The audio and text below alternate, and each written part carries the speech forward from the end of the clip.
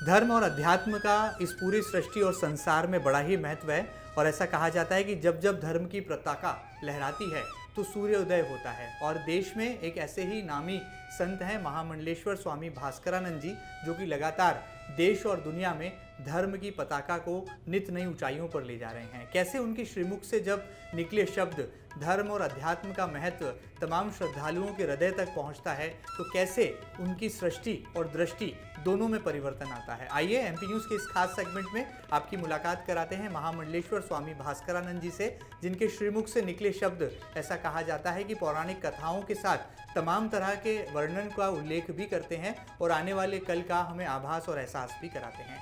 महामंडलेश्वर स्वामी जी, आपका बहुत बहुत स्वागत है एमपी न्यूज़ के इस खास सेगमेंट में। महाराज जी, हमने यूँ तो आपको कई बार सुना है और आपको जब हम कथा के वर्णन के तौर पर जब आपके श्रीमुख से शब्दों को निकलता देखते हैं, सुनते हैं, तो ऐसा महसूस करते हैं कि धर्म और अध्यात्म का जीवन में एक गहरा प्रभाव होता है। कैसे इस आधुनिक युग के बदलते परिवेश में, खासतौर पर जब हम कलयुग की बातें करते हैं, तो धर्म और अध्यात्म के महत्व को आप परिभाषित करेंगे और आज की युवा पीढ़ी को, जो कि भावी कर्णधार है देश की, भारत की, उसको क्या आप संदेश के साथ, धर्म के साथ जोड़ते हैं? शांति प्रत्येक व्यक्ति को चाहिए जी। चैन प्रत्येक व्यक्ति को चाहिए। शांति और चैन ये व्यक्ति का स्वभाव है ना, एक स्वाभाविक मांग है। आज का विज्ञान भले ही बाहरी उन्नति हमको देता हो, लेकिन सुख चैन विज्ञान के माध्यम से मिलने वाला नहीं है। तो कहीं ना कहीं व्यक्ति को, चाहे वो युवा हो, चाहे वो प्रौढ़ हो, चाहे वो वृद्ध हो, धर्म से उसको जुड़ना ही पड़ेगा। जब तक धर्म से नहीं जुड़ा जाएगा तब तक एक आनंदानुभूति जिसको कहते हैं, वो ठीक है। बाहर आप कितना भी कर लो, विज्ञान आपको बहुत कुछ दे दे, लेकिन वो विज्ञान आपको बाहरी रूप से एक उद्वेलित करता है, एक अशांत करता है। लेकिन हमारा अध्यात्म आपको शांत करता है, तो अध्यात्म की शरण में आपको आना ही पड़ेगा। एक सवाल मेरे जहन में, मुझे लगता है एमपी न्यूज़ के दर्शकों के भी जहन में, हम देखते हैं कि जब धर्म जगत की बात आती है तो आडंबर भी कई बार जो है धर्म के नाम पर देखने को मिलता है। खासतौर पर जब हम आपको देखते हैं कि पवित्र भाव से, एक निश्चल प्रेम के साथ जो है आप धर्म से जो है श्रद्धालुओं को, भक्तों को जोड़ देते हैं, अनुयायियों को जोड़ देते हैं।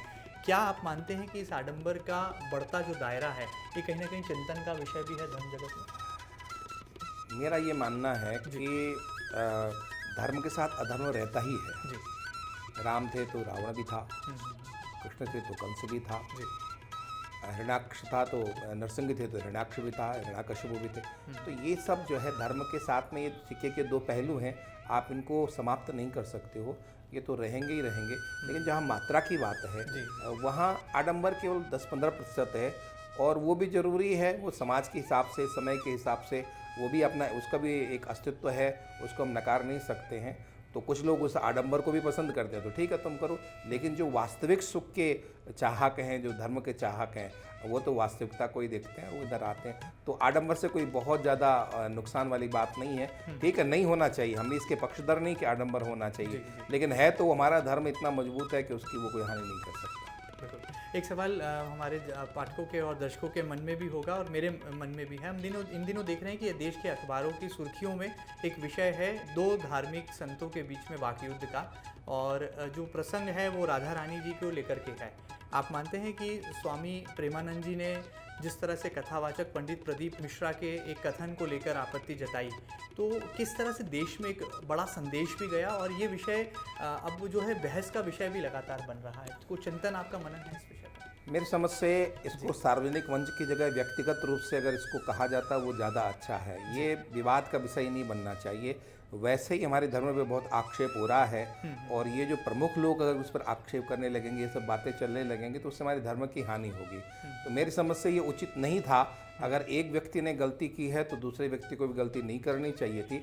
व्यक्तिगत रूप से आजकल तो संसाधन है, आप बैठे हैं पूरे विश्व में कहीं भी बात कर सकते हो, तो हम उसको एक व्यक्तिगत तौर पर लेकर के और उसको सुलझा सकते थे, ये बात सुलझ सकती थी। लेकिन मुझे लगता है कि कुछ लोगों ने जानबूझ करके इसको और ज़्यादा हवा देने का, जो बिल्कुल उचित नहीं था। इससे धर्म की हानि हुई है, धर्म रक्षा नहीं हुई है, धर्म वृद्धि नहीं हुई है, धर्म की हानि हुई है। इससे बचना चाहिए था, चाहे वो प्रेमानंद जी हों, चाहे प्रदीप मिश्रा हों, इससे बचना चाहिए था। तो कोई सलाह या सीख आप देना चाहेंगे स्वामी भास्करानंद जी, कोई ऐसे विषय पर अपनी सीख या नसीहत, सलाह जो है जिम्मेदार कानों तक पहुंचाना चाहेंगे?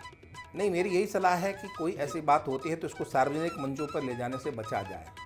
सार्वजनिक मंचों पर उसकी छेछालेदर होगी, बेमतलब जो है वो बात का बतंगड़ बनेगा, और जो ये इसके छिद्रान्वेषी हैं, जो हमारे सनातन धर्म के विरोधी हैं, उन लोगों को बेमतलब जो हमारे धर्म पर उंगली उठाने का मौका मिलता है, उनको वो मिलता है। इसलिए बिल्कुल भी अगर कोई ऐसी बात होती है, प्रवाह चलता है, मैं प्रदीप मिश्रा जी को नहीं कहता हूँ, प्रवाह चलता है, उसमें कोई ऐसी बात निकल आती है, लेकिन अगर उन्हें समझाना भी था तो इस तरह से जो है वो वाद विवाद में नहीं, व्यक्तिगत रूप से उनको कहा जा सकता था। और वो भी मानते हैं, ऐसी बात नहीं कि नहीं मानते, वो भी समझदार हैं, इतने लोगों को मार्गदर्शन करते हैं तो वो भी समझदार हैं।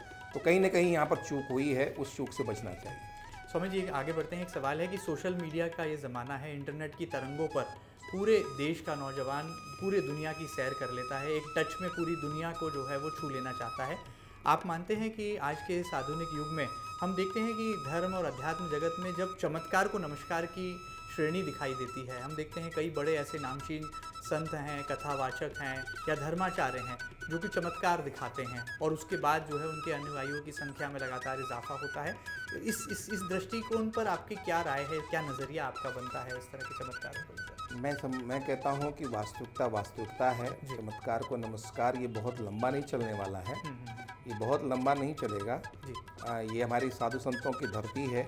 हमारे यहाँ तो ऐसे ऐसे महापुरुष हैं कि जिन्होंने ऐसे चमत्कार किए हैं कि आज के समय के लिए वो असंभव से हैं, एक सपना सा है। तो इतने चमत्कार अभी बहुत से महापुरुष हुए हैं, तो ये कोई बहुत लंबा नहीं चलेगा।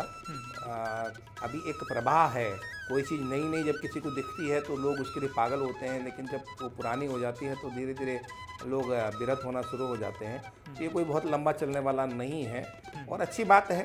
धीरेन्द्र शास्त्री जी की बात जैसे अगर की जाए तो वो करते हैं, तो ठीक है, एक जनमानस जुड़ तो रहा है, इसी माध्यम से जुड़ रहा है तो जुड़ तो रहा है। जिन्हें धर्म की जो है कोई जानकारी नहीं, कम से कम धीरेन्द्र शास्त्री कुछ उनको प्रभावित करके लेकिन कुछ अच्छी चीज़ भी तो उनके बीच में डाल रहे हैं, तो वो भी अच्छी बात है। कोई ऐसा कोई बहुत उसके, क्योंकि हमारे ये तो धर्म का अंग है ना, हमारे यहाँ चमत्कार तो प्राचीन काल से होते चले आए हुए हैं, महापुरुषों ने किए हैं, विद्वानों ने किए हैं, साधकों ने किए हैं, तो कोई बहुत बड़ी एक नई बात नहीं है ये। स्वामी जी, जब हम आपका प्रवचन सुनते हैं और जब उसका श्रवण करते हैं तो हम पाते हैं कि धर्म की नित नई गहराइयों तक आप पहुंचते हैं और ऐसी बातें भक्तों तक, श्रद्धालुओं तक पहुंचाते हैं जो कि उनके जीवन की दशा और दिशा दोनों बदल कर रख देती हैं।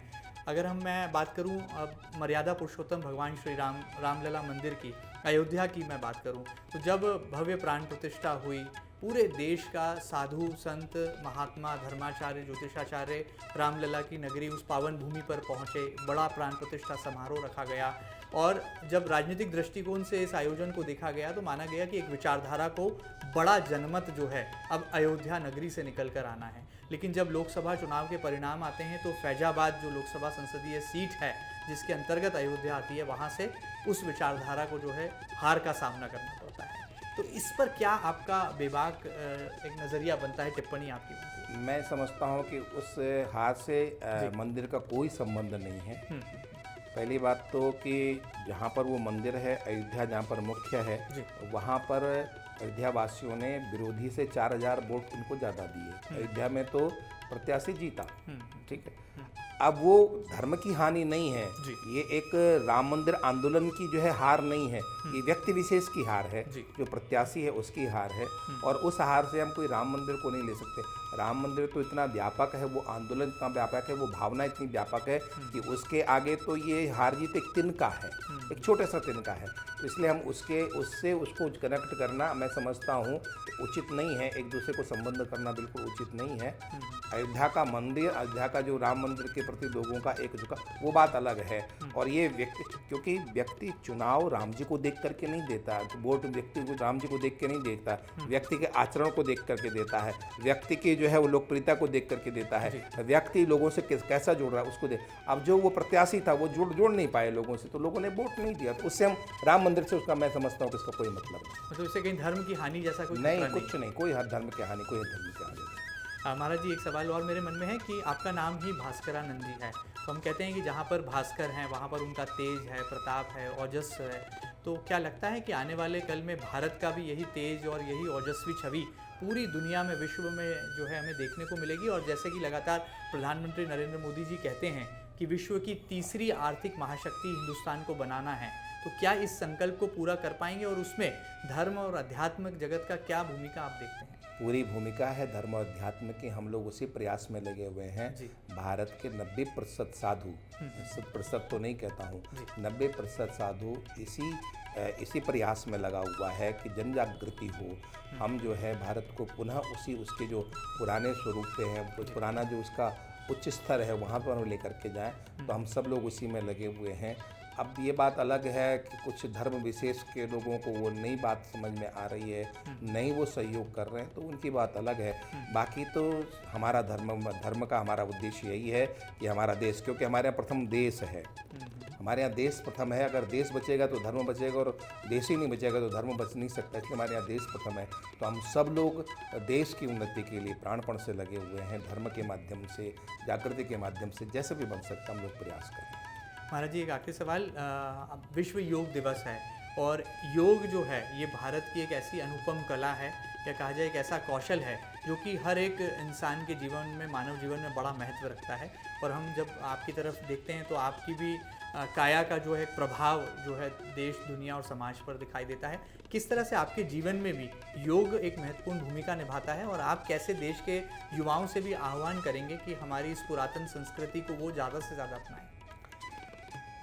योग भौतिकता और आध्यात्मिकता का जोड़ है। जी बिल्कुल। आप भौतिक जगत में भी अपने को स्वस्थ रखें, अपने को प्रसन्न रखें, अपने को कार्यकुशल रखें, तो भी आपको योग की ज़रूरत है। और आपको धर्म से परमात्मा से जोड़ना है, वहाँ भी योग की आपको ज़रूरत है। तो योग तो दोनों क्षेत्रों के लिए बहुत ज़रूरी है, धर्म क्षेत्र के लिए भी बहुत ज़रूरी है और व्यवहार जगत के लिए भी बहुत ज़रूरी है, दोनों के लिए ज़रूरी है। तो आज के युवाओं के लिए मैं आह्वान करूँगा कि जितना हो सके कम से कम आधा घंटा तो निश्चित ही है योग के लिए, क्योंकि हमारी पुरानी विधा है।